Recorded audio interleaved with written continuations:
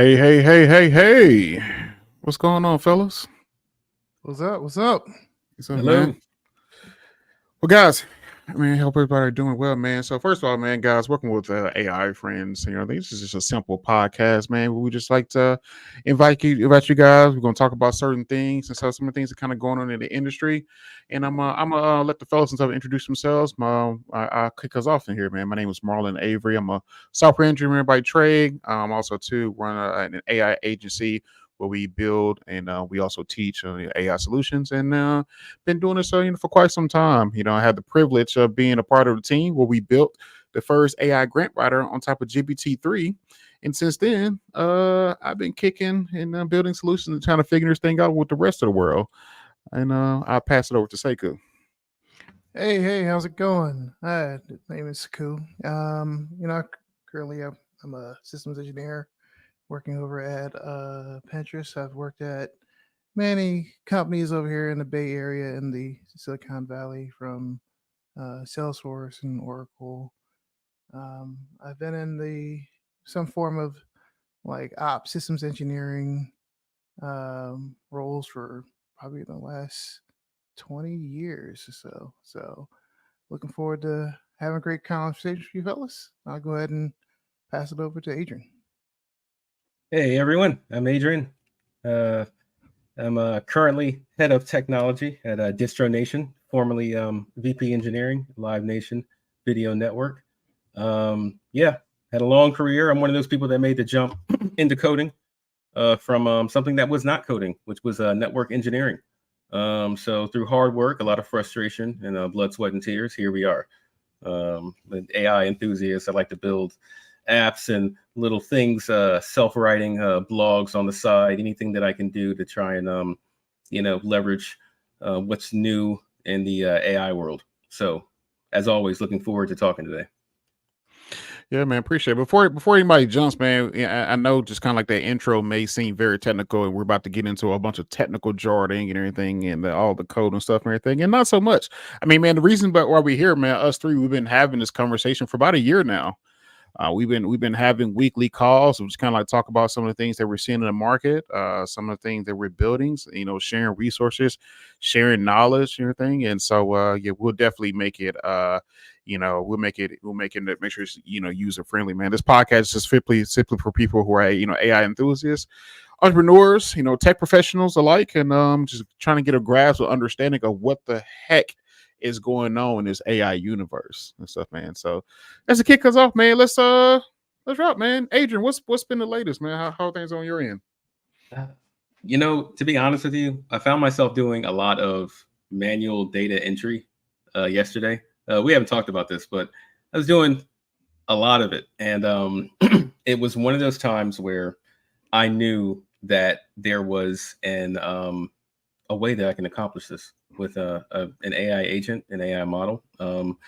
And I was up against kind of a time crunch. The time it would take to just, figure that out, set that up, was potentially greater than the time of just grinding it out and doing a bunch of cell movement and basically video metadata sanitization. I think that's what's new. What I am happy about is all the projects that I've been working on that are AI assisted. I've had the opportunity to use a Cursor recently, and I think it may have caused some issues with my computer, possibly. So I had to go back to VS Code, but it was a lot of fun while I was using it. I would have to say it was very fast, if anything. Yeah, okay. Sekou, man, what's been going on with you, man, this week? Yeah. Oh man, so much. Yeah, just my job is always new projects, always big things that we're doing. But for me, I've been spending a lot of time just trying to organize and make my life more efficient. See how much more I can get done. Always find myself taking notes, like trying to remember where I put those notes and finding that note. So the other week I got fed up. You know what? It has to be a better way. Got all these cool tools here. So I've been working on like a pipeline to just make it so I can just do dictations and get it into a format that looks good on through like a little pipeline that sends some stuff over to OpenAI about my dictations, kind of massages it a little bit, and gets it to a place into my little Notion notebook for me to like come back to it later. And I've saved so much time on that. That's been like my little cheat code lately. So yeah. Man, it's definitely seems like the reoccurring subject, or recipe, if you will, is like we're trying to all figure out how to save time, and if it's not just saving time, it's like how do we like just stop doing tasks and everything that we don't like, and stuff and everything. And so I mean, let's kick it off, man. Do we think these AI tools are at a place right now that is ready to kind of like be the ultimate assistant to us, man? And so I mean we are kind of like seeing the experiences with with the with what we're seeing like with code editors and the IDEs and everything. Now we're starting to see document processing, PDFs and everything. We're starting to see Microsoft integrate into Microsoft Copilot, things like this, man. Do we think these AI these AI systems are at a place today where they're really fully ready to be our everyday assistant? Yeah. I can Yeah. I can jump in that one. So Mhm. like I think I don't know. It's not 100%, right? You still have to kind of nurse it, right? Hmm. I still like today, like there's certain things that they're just great. Like being able to take something that you just, unstructured notes you put together and just massage it into something. What do they call it on Gemini? There's a polish function that I use. Amazing, right? That's a game changer for me. Like at this point, it's really like communication I go through where I don't like at least see what's a better way to say what I'm trying to say using AI. And that's a game changer and how it's like integrated in my life so far. Yeah. You know what? That reminds me, Sekou. I grew up with a stutter, a horrible stutter. And I had the type of stutter that I would be able to know what I was going to stutter on, what word was going to trip me up, because there's different variations of stutters. So what I had to turn into was a little mini thesaurus to avoid the D word or the TH Interesting. word that I knew was going to stumble to like trip me up. And this was like, first, second grade. And I remember really going through it. And I remember it kind of building out my vocabulary because I had to be creative with the things I was going to say because I didn't want to, you stutter too much in your friend group, you're just going to get ragged on. At least, I was born close to the Gen X crowd. So, it was rough. So when I think of completions with AI, and I think of your polish function. I wish I would have had that maybe in some kind of heads up display when I was in the second grade for sure. Wait, are you Yeah. a Zennial? Is that Huh? what are you a Zennial? It's like I would, yeah.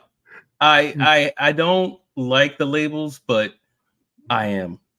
All right, Absolutely. I'm not alone. So. Yeah. 100%. I can't deny any of the character traits of a Zennial. I'm all of them. Basically. That's interesting. It's number one, Adrian, I didn't know that. It's like you said you had a terrible study and everything, and the aspect of just like around conversation, man. Do we think we're at a place right now where we want to talk about assisting and handing off and everything? One of the big things is kind of starting to come up here is these integration of AI phone agents. So like a company like Bland AI, there's a platform automating phone calls for enterprises using hyper realistic agents. They just raised a $16 million Series A, led by Scale Ventures partners and everything. So, what's our thoughts on the world of AI phone agents? Do we think that's the next big thing? I do. I think it is. I think I'm seeing it already. I think that when it comes to taking phone calls, we've been seeing it, a lot of complaints for as long as, I've been an adult about the offshoring of the conversational, the support, whenever you want to call a company, you're not talking to the company, you're talking to a call center that's located somewhere else. With the AI phone agents, companies are always going to be trying to cut costs. So if the pressure is there for them to optimize that, the pressure is there because of it's going to reduce costs. I would predict that a lot of time and effort will be put into making that the best it can be. Yeah, I think I have the privilege of being able of like building one of these systems and stuff currently for a client of ours, and they've been talking about it for quite some time. I think what's really interesting about this space, we got approached maybe like what month is this? Geez, maybe a year ago. That's wow. We got approached a year ago about from a doctor's office, and they was looking to integrate AI into kind of taking over the phone lines. And so one of the things and stuff, right, immediately we found that like it was really difficult to get latency down. Like that was just a year ago, and now it seems like a lot of companies like Blend and Retail.ai has kind of solved that issue when it comes to latency. And so now I think we're kind of going back to a place where it's like, how creative can you get? Because like now we're seeing models and everything be able to switch over to like everything from like different languages, being able to like pass data down. And so being able to have a real live natural flowing conversation with an AI phone agent and kind of passing off information to your head nurse, to the receptionist and everything, automatic check-ins, everything. Then we're talking about the process of another AI phone agent passing that data to them, where that AI phone agent now goes to do an insurance verification. So insurance verification. So then you get a text message right up the back, everything that, hey, this business is not in your network and everything. Would you like help or finding another one, or do you want to proceed and stuff with this one? Or if it is, then getting your information of copay, expectation, real live indication of maybe the practice is running 15 minutes behind, and it sends you a SMS and everything, text messages like an hour before you leave the house. And so being able to kind of pass that data down, transfer the information, and have it in real time, I think it's going to be absolutely game changing for not only just so many businesses, but just industries across the board. Sekou? Yeah. So I can think of all of the like they're like, there are going to be businesses built around this. They're going to be like you just think about. We used to work for a company called Live Ops that did remote call centers, right? They made it so you can have a phone at your house and you can get calls routed for whatever fundraiser that was going on, or whatever things people would willing to get certified for, that they can just answer a call and go from there. But that's just half it. Getting the call, getting the knowledge base connected to folks is one piece, but then there's the systems around the quality assurance, making sure that like that agent says the right thing, and if they don't say the right thing, how do you catch it and resend it right through a pipeline and get it back over to be able to use this, right? Like Mm-hmm. it feels like we're definitely going this way. They've been trying to optimize call center space for so long. Yeah. Like, yeah. So I'm not surprised that someone has like really taken that idea and like got a lot of good funding around it and is running with it right now. Yeah. I mean, I'd take it a step further. The ability to have a vocal dev assistant in real time that is walking you through setting up and importing proper dependencies, walking you through how to navigate through AWS. We know that's a wormhole over there. Being able to in real time give you status updates when Azure's down. So telling you to switch over to, instead of like East Coast region, to sort of switch over to West Coast or anything, just because the deployment's down right now. Being able to have that type of help assistant in real time, I mean, it's game changing with the combination of things like Sekou mentioned of like, Replit or your Cursor AI, and stuff. And so just not only that, but I mean, now we're starting to get into having AI phone agents into the home, being able to have an hour study time with your little one as it's teaching them Spanish, or it's helping them with their sight words, or going back to Adrian, helping them, pronunciate so they don't have to worry about stuttering, and stuff. Being able to have that type of, runway, that type of like companionship in so many different areas that, I mean, speech, it impacts everybody, and so now it kind of depends on how creative companies can get, being able to, I mean, I definitely can see a world where you have an Alexa skill now that's going to help kids and everything with, their stuttering and everything, and so, and being able to, help them with their studying, help them with, language or anything, help them speed up, the aspect of language, and then, sending them some type of rewards for their game stuff as they're as they're learning and stuff and they're going. Oh, I would love that. Here's a weird idea that just popped into my head, and I want to know if you guys think it will ever happen. Okay, could AI phone agents become good enough to facilitate onboarding, say like to an email account or to like a Spotify account? Could it be to a point, in your opinion, where you can just, if you want an account, just call this number, and then it will walk you through, 5 to 6 like voice guided steps, and it would be somehow faster than creating an email, password, yada yada yada. Yeah, I think the onboarding process of calling that doesn't matches human behavior. I think what's interesting going along with that concept is with OpenAI introducing the desktop, application, and then be able to have the desktop application be live and see your screen and everything. I think something like that we'll definitely see. And I think that we'll start to see that very, very sooner than later. And then you just have it as a live screen, and it's walking you through steps of like how to onboard, how to set up everything, not only just from a consumer standpoint, but from a B2B employee standpoint too as well. If I would have had that would have saved me a lot of time. The OpenAI with that manual data editing I was doing, that would have saved me a lot of time. You know what? I can actually see a place where I think that actually might be kind of useful. I remember many years ago when folks wanted to get online onto AOL or something like that.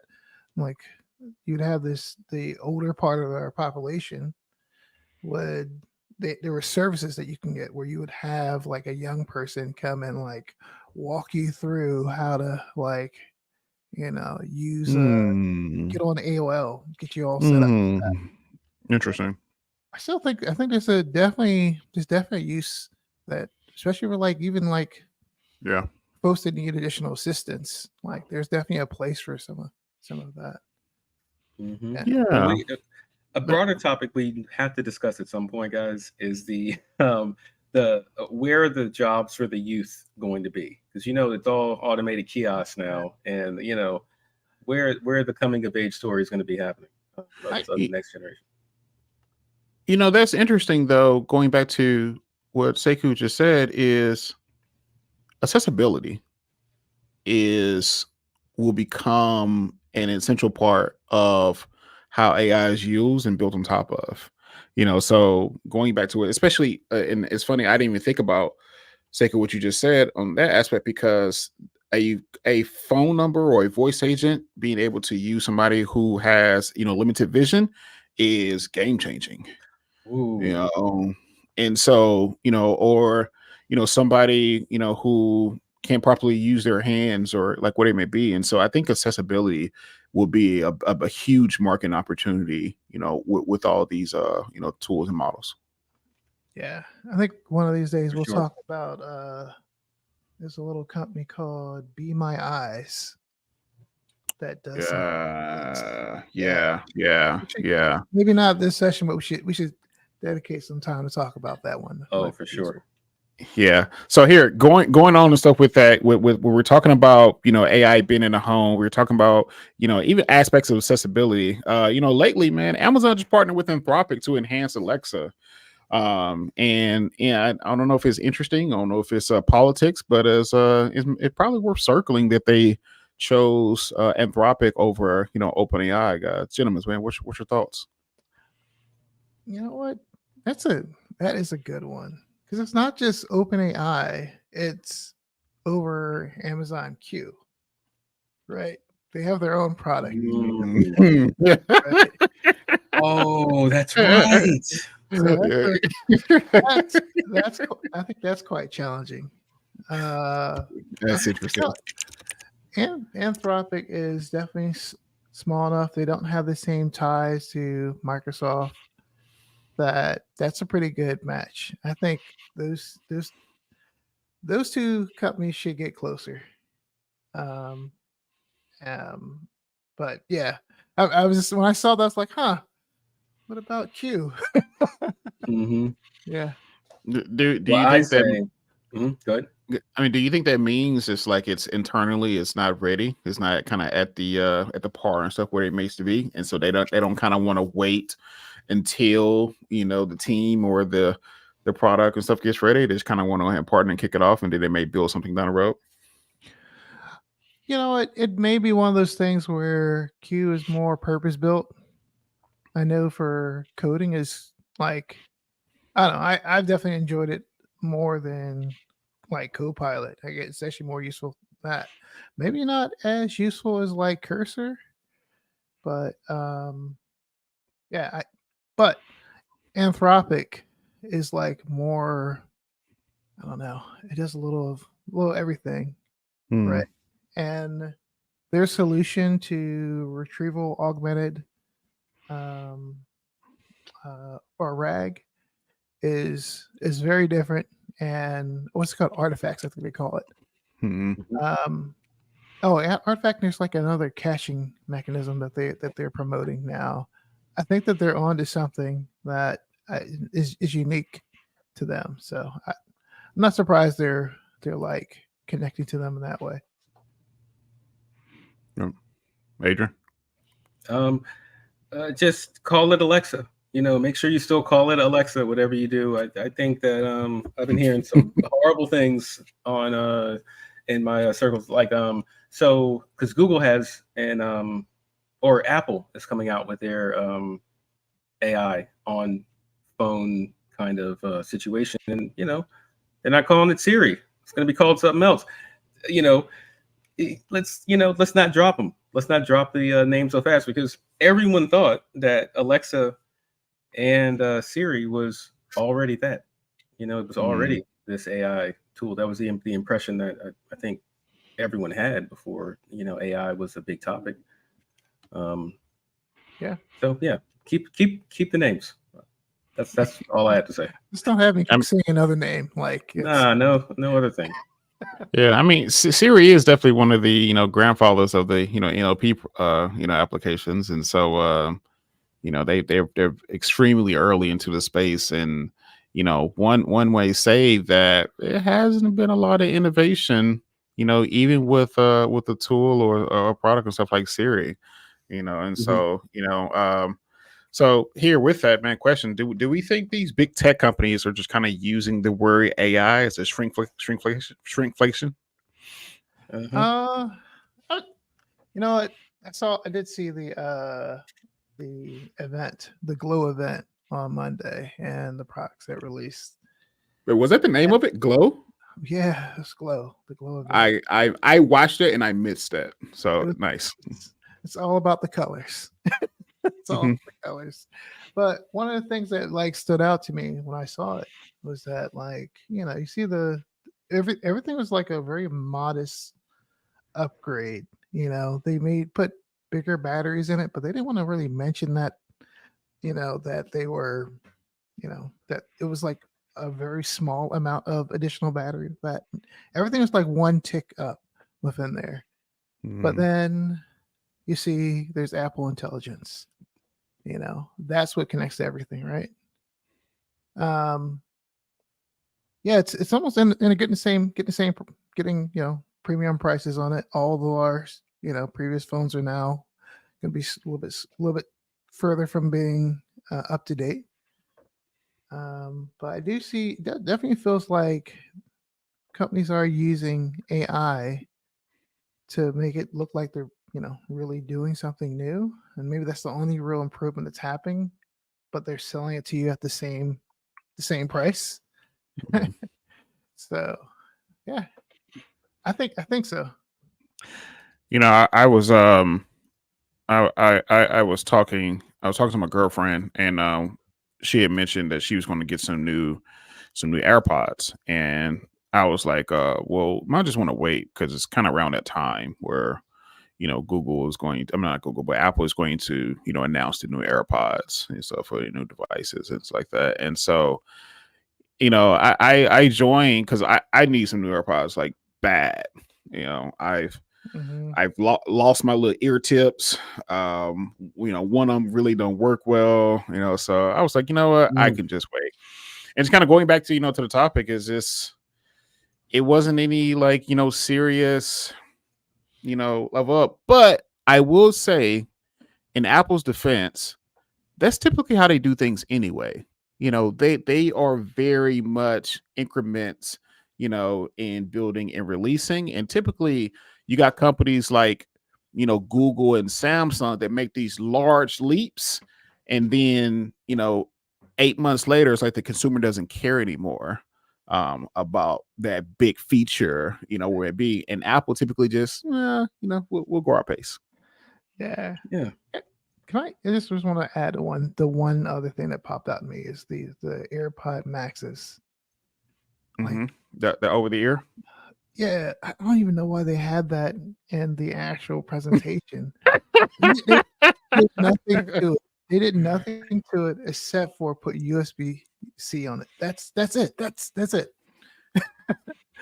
Yeah, the case is still the same. It still has the H1 chip and everything. The new AirPods has the H2 chip.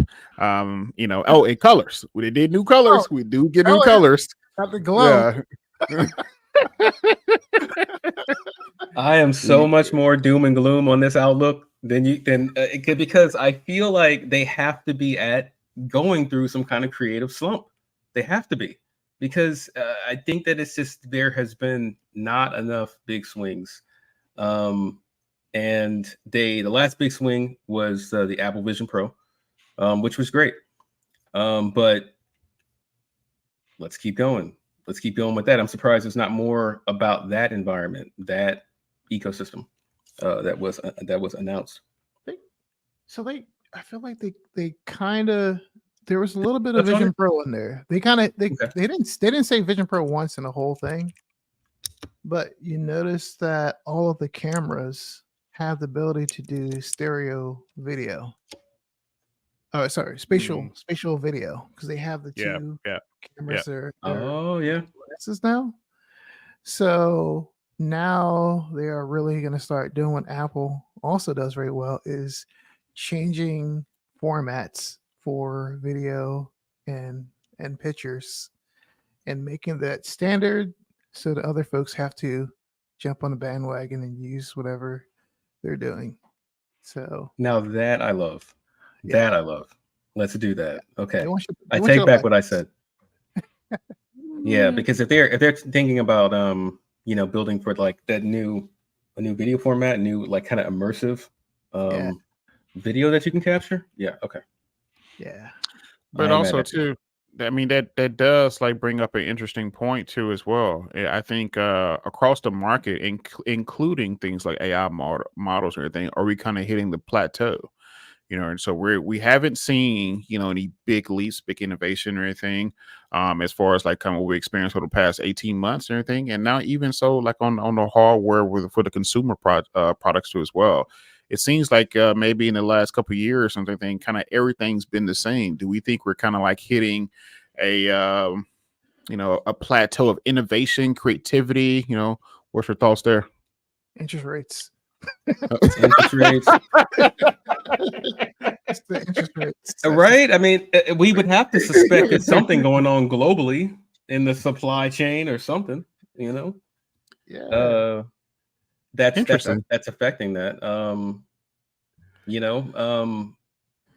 don't know. I feel like we talked earlier about how there's innovation elsewhere. I saw the Huawei, not going to pronounce that right, but the Huawei trifold phone. And I thought it was super neat. I thought it was cool. I thought it was something that's like a cool little option. So people are innovative. Like people are doing things out there, but it seems like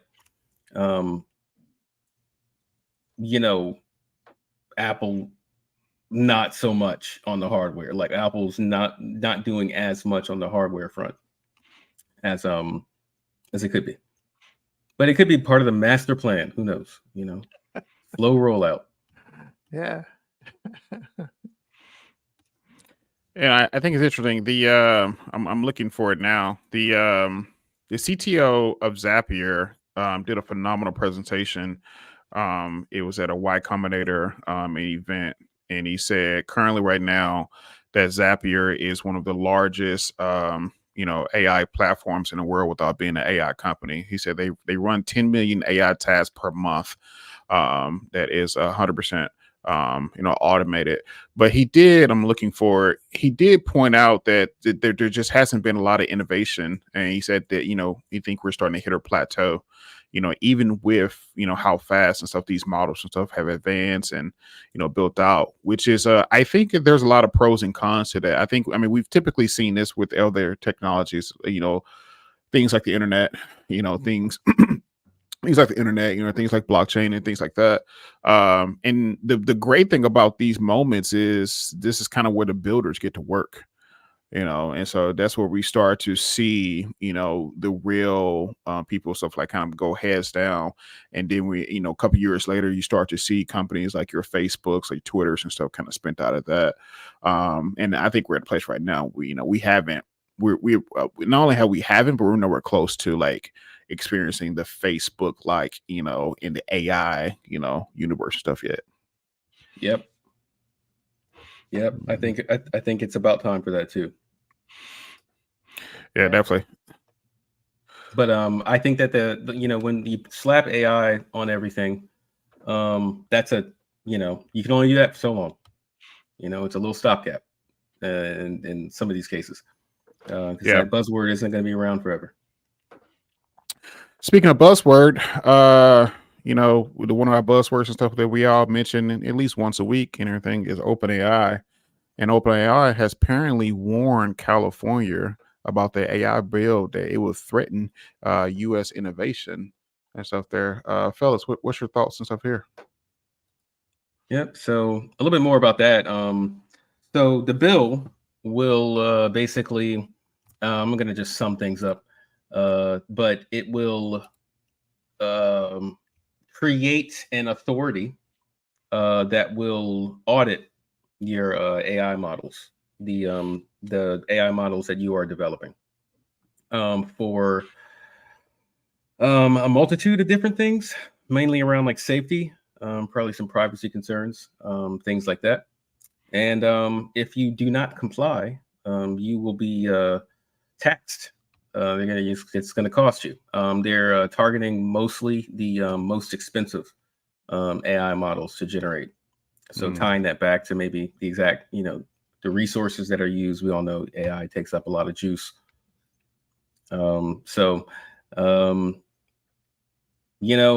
I think it seems like a lot of people are not a big fan of this bill. Say, for instance, the Gigafactory, is that open in Texas? They They put that in Texas now. So, a lot of people are hightailing it out of there for the, Elon mentioned that the Gigafactory in Texas took like 20 months to build from start to finish. In China, it took like 16 months, and he said legislation and just the process going through that in California would have took 2 years just on the legislation, like on that part. He said that's one of the main reasons why they left California. Yeah, that's understandable. I mean, it doesn't surprise me being an outsider of California that things will be more regulated there. It's more difficult. They don't even make movies there. They go to Canada. I mean, that's where Hollywood is. You know what I'm saying? It's expensive there. Like, what? We got to go somewhere else? You go out there to make a movie, you hop on the bus right to Canada. Atlanta it is. Yep.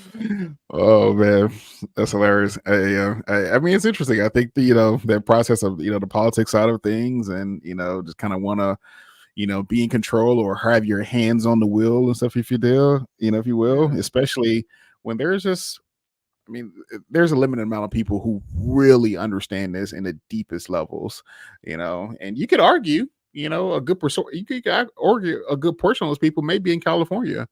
I think the concern and stuff may be is like how many of that portion, how many are there, are official government workers? Yeah, I don't know. It's one of these things where like I'm trying to understand. Whenever I think of the federal government and when they want to enact something, and if I have to ask myself the question, is like, how are they going to implement that at scale? Right? How are they gonna like, are they gonna be part of my pull request or something like that? How does this like or part of my CI/CD pipeline? I gotta like insert govbot into it. Like I can't see how that works. And how are you gonna control the hobbyist, the person who's doing it locally? Because the cost of this is going to come down. The cost to train. So like, I don't know, regulating software in that way is interesting. Now I can see it maybe if you're a business and you're selling to consumers and there's an AI that's part of the mix there, right? That is doing something for them. Like a phone agent. Like a phone agent. Like having some type of way of for them to like review your process or like what you're doing with the model, but still, like, how do you like?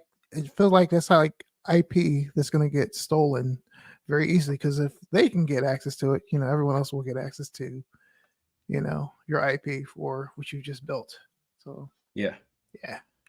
The way that I look at it, I agree, man. It's like if the government is going to get involved, it's almost like a race. That's where it's as good as it's going to be the moment that the government gets involved with it, because in my theory, whatever division that's overseeing this, they're going to have one set of rules, and these divisions or departments or whatever are going to fall under different leadership, different, political parties. And the rules are only going to grow more. They're not going to be like, this is, the rules are not going to stay the same. It's going to be like the tax code in my imagination. And I know that, like, I think this is at California level, but like California is the blueprint for so many things. Sure. So expect it to get bigger.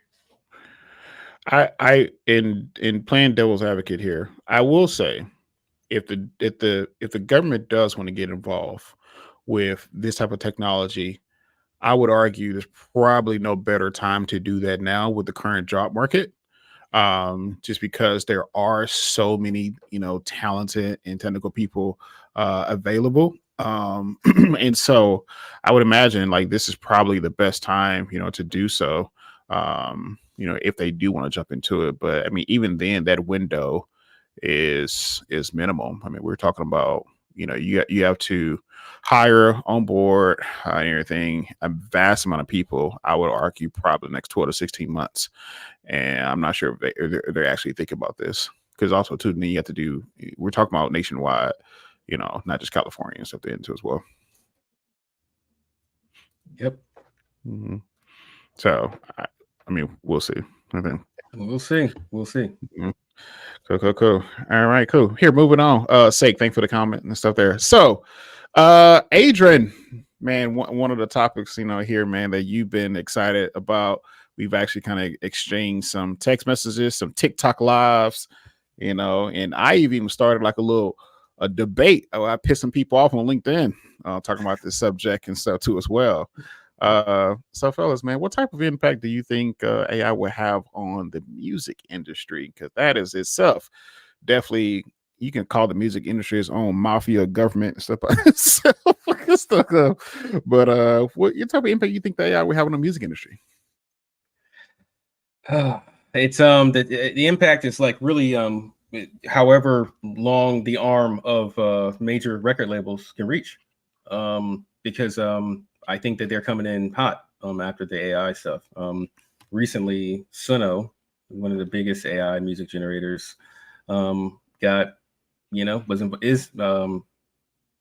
lawsuit. They got charges or a lawsuit brought against them by the major record labels, basically saying that you guys are using all this music that's copyrighted to train your models to generate music, but you're using it off of stuff that is owned. So it's difficult. One of the reports that I saw about, I was listening to the old what was it, PBS, and they were doing an expose on Suno, and what they found is that one of the generated songs had the producer song title, in how the producer tags are in a song, Metro on the beat. Metro, Metro Boomin want some more, Mm-hmm. Yeah. So, I had a joke that I've been saving for a very long time, guys. And that is Mike Will, in fact, didn't make it. It was AI. There we go. I'm out of here. I'm done.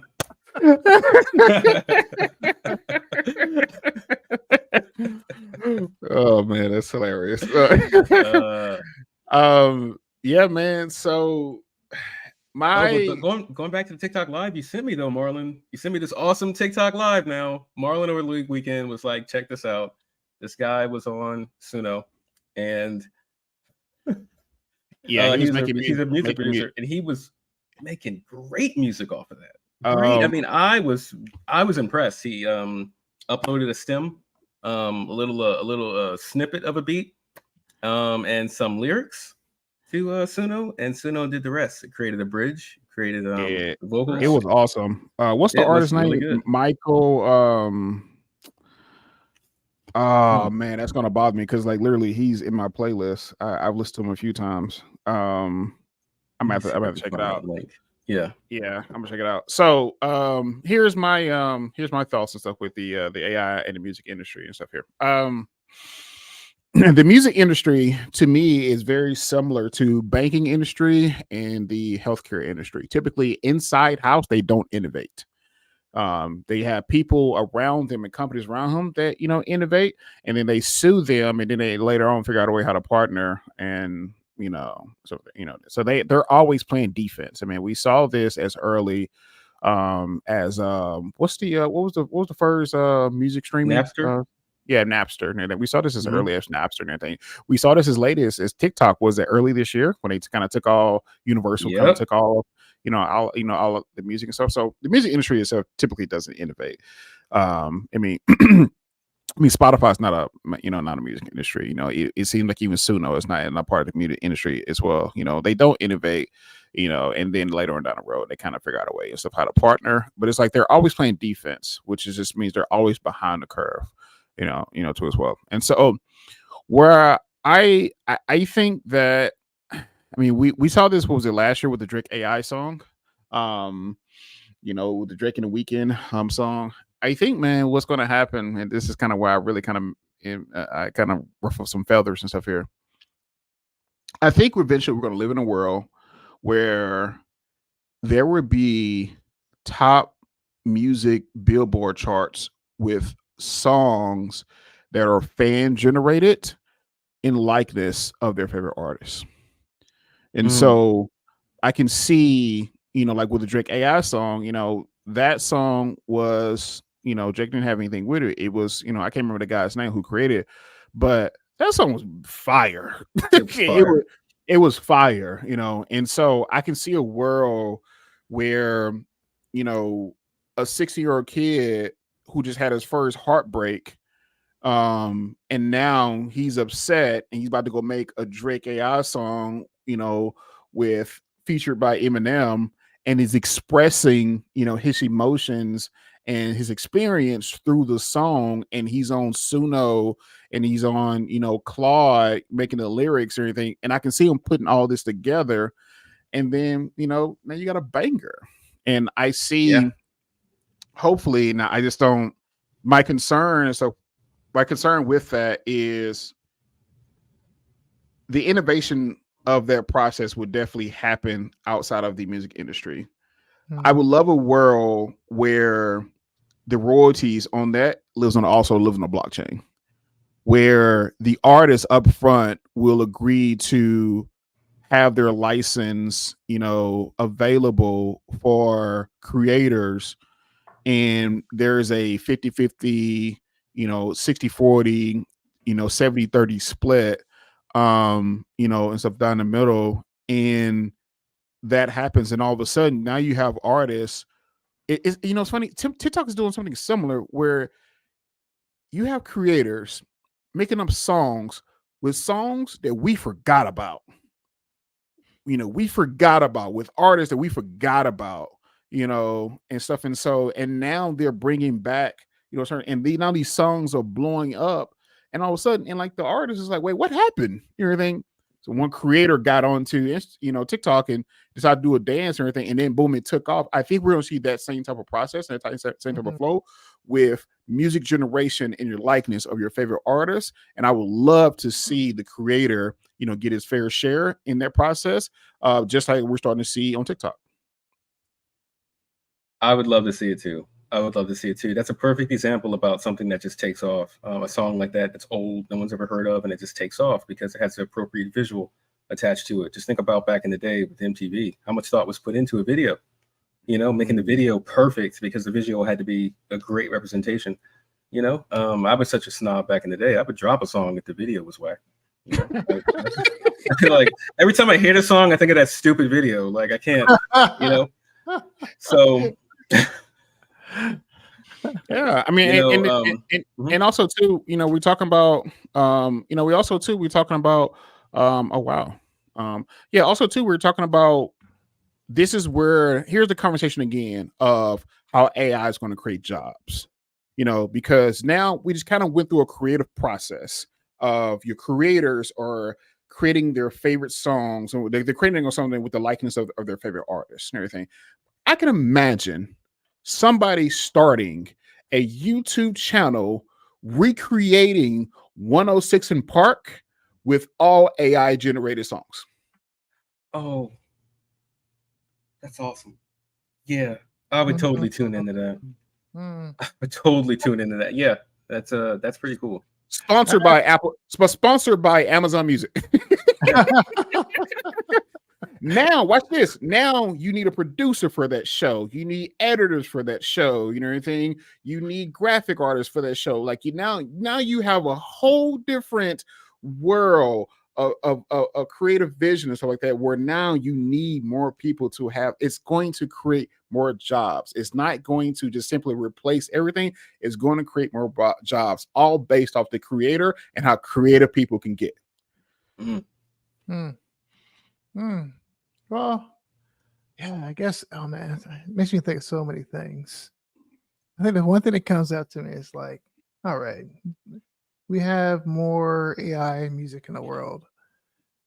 Eventually, if we have more AI music than regular music, does that mean that AI will start, trying to make music from AI. Like, what do we get from there when we create the circle? The Right? snake will eat itself at some point. I mean, you definitely have models that learn from the top charts of the AI generated, music songs for Yeah. sure. Yeah, 100%. Yeah. Yeah. And I can see it. I can see the wave kind of like slowing down too. Like, say if that does happen, AI music is just flooding the market, and then when a person hears a like bespoke track that's done by a human all the way through, and maybe it sounds different. It sounds like it's more quality, and people get an appreciation maybe for musicianship, maybe further down the curve. Yeah. Again. Well, you want to get really creepy, freaky? Mm-hmm. Go on. Uh-oh. Where you going? One could say that music is an emotional expression. Is that fair? Absolutely. I think so.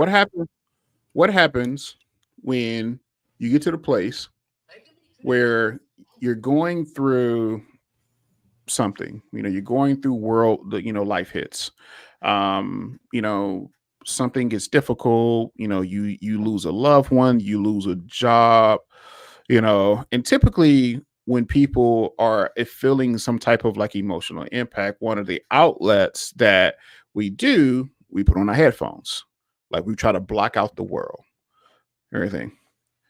Imagine a world where you have a private for yourself AI therapist that is helping you through this process of grieving, process of losing, your job, process you just had a bad car accident, whatever it may be. From there, you agree to, share your notes, what's going on, whatever it may be, with a private LLM that is a full AI music generator. And then by the end of that day, that weekend, you get sent to you a specified song that will help you through this grieving process of what you're dealing with. In likeness of your favorite artist. All automated. This reminds me of, I hope it's not too off topic. There's this there's a show that I think that Killer Mike was in, where he was trying to live off of just getting things from black-owned businesses. Oh, yeah. Oh, I missed this. I missed this. Tell me more. Yeah. Yeah, he was eating like raw potatoes because oh my. That was the premise of this episode, is that everything had to be black-owned, like not just grocery store, the gas station, everything, like the whole 9 yards. And it was definitely tough, but I think in the AI world it probably is going to be a lot easier at some point to have your whole world AI and like have no interaction with a human being through the process. I don't know, I feel like that's kind of dystopian. I feel like there's going to be a movie about this any day now. Yeah. I mean, I have a therapist and I got a mom. And my therapist, I go to my mom when I really want, I talk to my mom a lot, so there's some things I talk to my mom about, I don't talk to my therapist about. I don't. Sure. Because my therapist is going to be very realistic. He's going to be like, Adrian, you know better than this, but my mom knows that I'm a goofball. She knows the inner workings. She knows the person. If an AI assistant was able to get to that level of familiarity, that would be great. Watch this. Yeah. Watch this. Sekou, what was the first conversation you brought up today? What are you doing? You were trying to automate and you were trying to build what? A second brain. That's my thing. Trying to build a second brain. Yeah. And that process will allow mom to be able to and I think it's a thin line and stuff there, but that process would allow mom to be able to, build a model on top of, her knowledge or everything that becomes, a long-term, therapist to yourself. Yeah, but I refuse to help Vicky Green get this thing set up because she's going to be Adrian. I'm talking to it. It's not working. Adrian, pick up the phone. It's not. I'm saying it. Is the model training, Adrian? Killing me. Yeah, I think she would just have to talk, or it'd just be in the background, stuff. But yeah, that's hilarious. Yeah. I'm gonna not like her by the time the model's trained. I'm like, no, I ain't gonna use this model.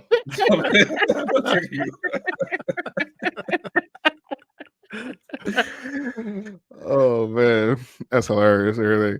All right, let's see, man. All right, so let's move on and stuff here. OpenAI has reportedly they're in talks to raise $150 billion valuation. Currently, right now, they're in talks to looking to raise $6.5 billion at $150 billion pre-valuation. So this new valuation is significantly higher than OpenAI's previous reported valuation earlier this year at $86 billion, and far higher than any other AI startup today.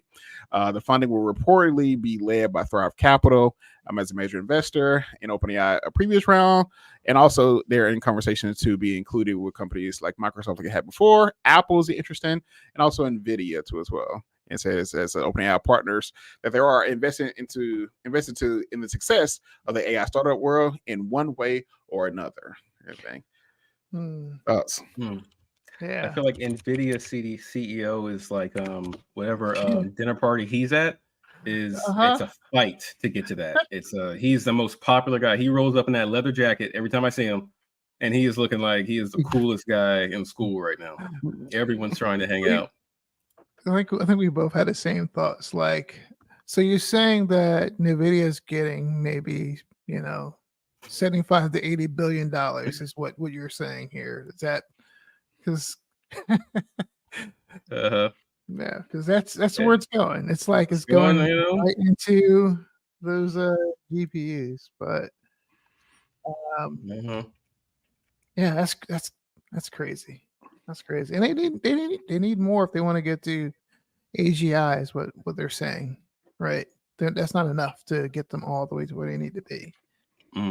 It's crazy. Yeah, crazy. I mean, what do you think? I mean, we talked about the hardware stuff and everything, the GPUs and stuff for sure and everything. I mean, Sekou, you're a cloud engineer. So like, what do you think? Does OpenAI need help on the cloud side too as well? Do you think there's it's sort of part of the race?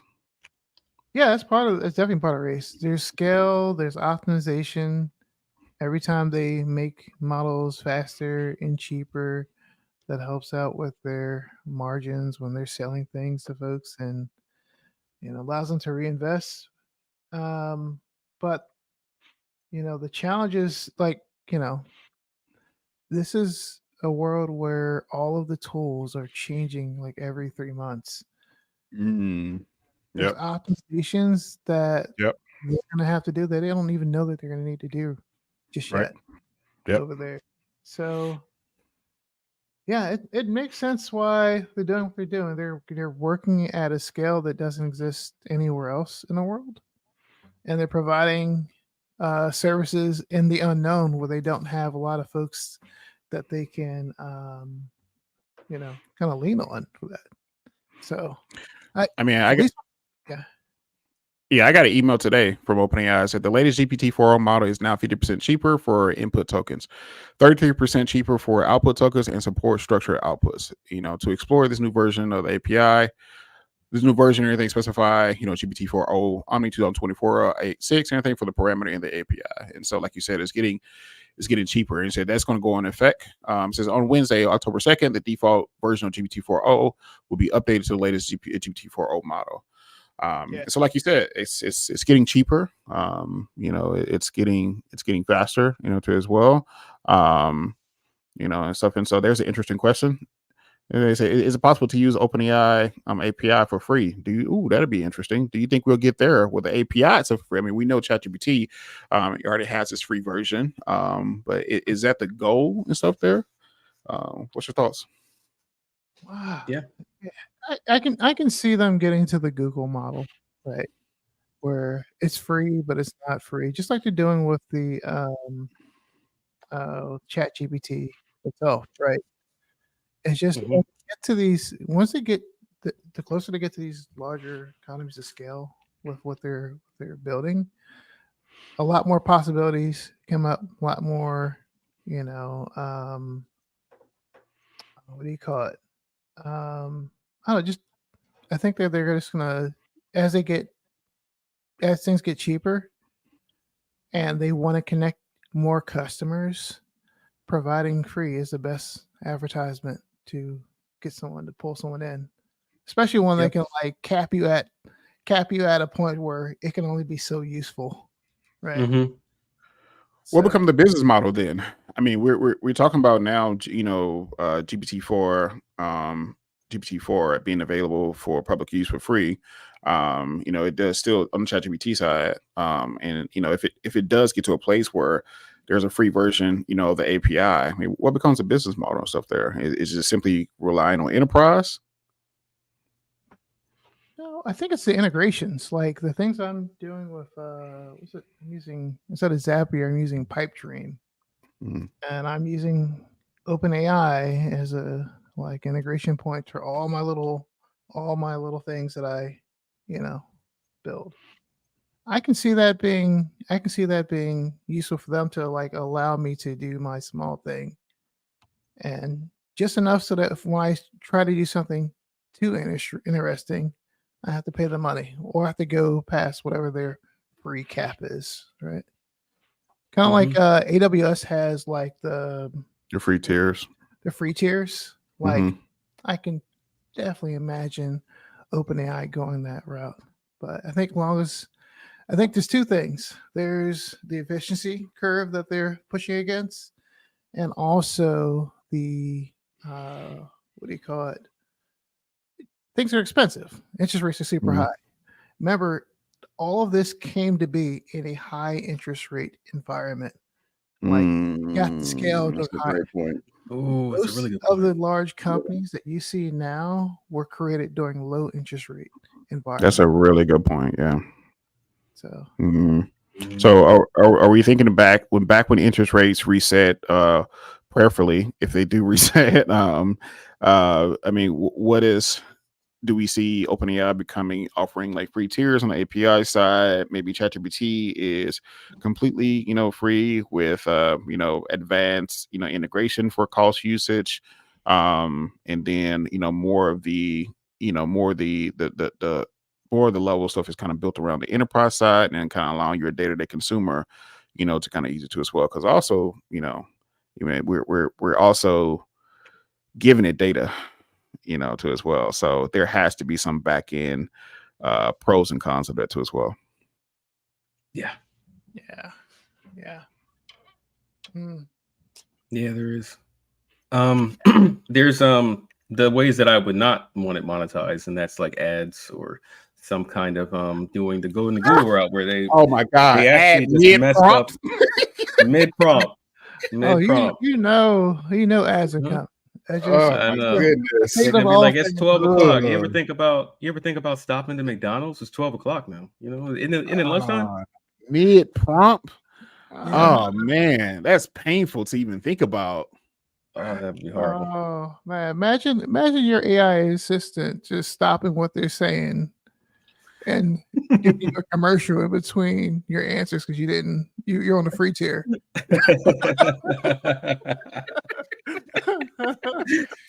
Oh, that is painful. That is so painful. That is, Uh, but it's like it's the. I mean, it's the same thing we see with YouTube and stuff now. It's the same Google. exact model. Yeah, we see with YouTube and stuff now. And on the it's even wait, does YouTube TV? There's commercials on it even after because there's no free version, right? Everything. So there's commercials on it no matter what, right? on YouTube There TV. was a free tier. There's tiers. I thought. There's tiers. Yeah. Okay, yeah. Yeah. But we're seeing this now. Anything with YouTube now is like it's no longer the necessarily ad, but now you're kind of going with the creator ad, and stuff inside the flow too as well. And so if they got sponsored or things like that. Yeah. Dude, I feel like I have a story. I have another story. Uh-oh. I feel like I work at so many companies. I have so many references here. I worked at a company called Telview. That was the name of it. Where they built broadcasting systems of IPTV broadcasting systems, where they interweaved commercials into the actual broadcast, like directly into the stream itself, so that there's no way to essentially use like a ad blocker or something like that, because it's embedded to the actual file that's actually streaming through. Like I think I feel like YouTube and some other places are starting to actually like really, start doing some of those things. Like it's definitely nothing is going to be free forever. Eventually they're going to want to pay some bills, and ads is tried and true. And they always do it so slick. It's always like a slow, and it's like, because you don't really realize what happens like a few months later. You're like, wait, has there always been, that there and everything? I think that what's interesting is now with the power of social media, the consumer has a lot more say and a lot more pushback. And so a wild example of that is like Chipotle, and stuff. And so, Chipotle kind of got called out, in trouble for, putting less portions in the bowls when people order, on the go or to go, where they order ahead.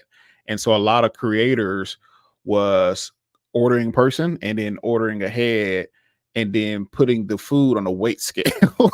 So, put the food on a weight scale, and it was just like a drastic difference and everything. And it seems like that correction has already started to make some impact with creators, kind of calling out themselves, people like Keith Lee. Mm-hmm. Yeah, no one's safe from Keith Lee. Yeah. He just tore up DC. Right. We'll have to...